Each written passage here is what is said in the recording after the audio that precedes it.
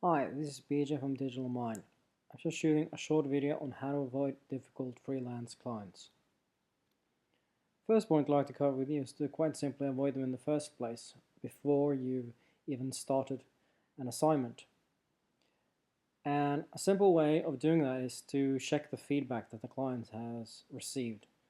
Very often you're able to see, just based on who they worked with and how they have received feedback, if the client has a history of being reasonable. And that is really what it is that you're looking for. Never accept clients that doesn't have a record. Even good clients that doesn't have a record might be willing to understand that that means that they will have a hard time finding good freelancers and might add elements to their profile, which is an opportunity for you to avoid this particular rule. However, the main point I'd like to cover with you is to quite simply set a high bar for yourself so that you don't end up working with clients that are wasting your time and are not really being a good fit for your skills. Secondly, insist on specific guidelines. Now, if it works for the type of services that you offer, try to create a questionnaire. Your entire point here is to understand what it is that you are asked to do before you start, so that there is no misunderstanding and so that you're able to deliver exactly what it is that the client is after as fast as possible. Ideally, you want to have written confirmation before you start on the particular guidelines. 3. Keep your cool. Now, this is particularly important when you're getting feedback, particularly when that feedback isn't good. This can happen when you have put together a website or you've done any type of written work or programming and you receive a long list of suggestions for changes. And at times that can be very difficult to take because you can receive 10 to 15 points of only adjustment without really getting any of the good. This might be the client's intention, or it might be a result of bad communication, not thinking it through. So when you receive that type of communication, try to approach it from a very calm, logical perspective. So I suggest that you start by listening, trying to think, and then reply. It's okay to argue if you're right, or if you think you're right. However, it's also okay to admit error so that you can come back stronger.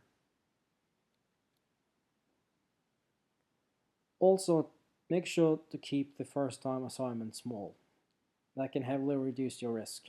There could be a disconnect between you and the client, particularly if the type of work that you are offering and what you're strong at doesn't necessarily fit with the project.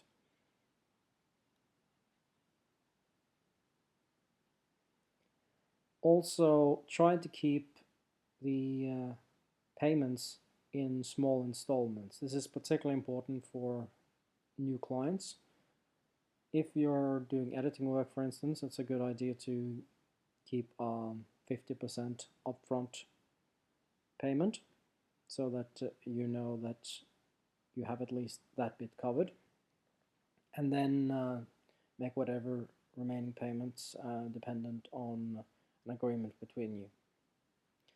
If you're a designer in particular, use watermarks so that your work is not misused before all payment have been processed. And also, it's a good idea to try to be more lenient with repeat customers because it quite simply saves a lot of time, particularly if you are very good in your communication. It can be very well appreciated by clients to get, for instance, logos or written work delivered quickly. Stand your ground. Now, if you feel you're being mistreated, make it a habit to say so.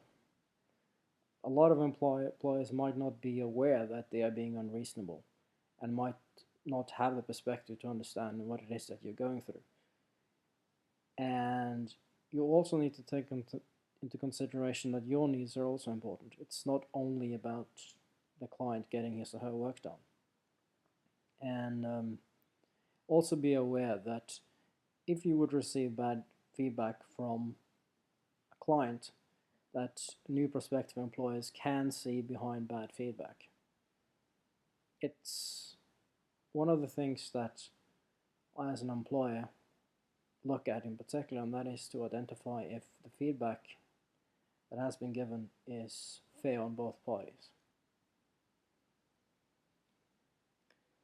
And finally, be willing to terminate projects. It's completely understandable if you get to a point when you're working with someone and you realize that the person is quite simply being too unreasonable.